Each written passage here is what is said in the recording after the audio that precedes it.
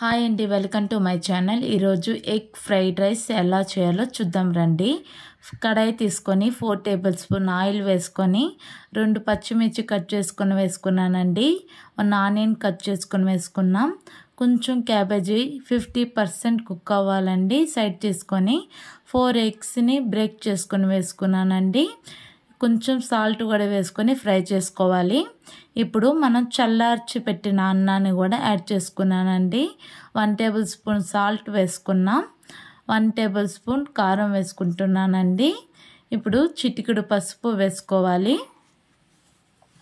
కొంచెం గరం మసాలా వేసుకోవాలండి. ఇప్పుడు దీంతోనే పెప్పర్ పౌడర్ కూడా యాడ్ చేసుకోవాలండి. హై ఫ్లేమ్లో బాగా కలుపుకోవాలండి. ఇప్పుడు కొంచెం లెమన్,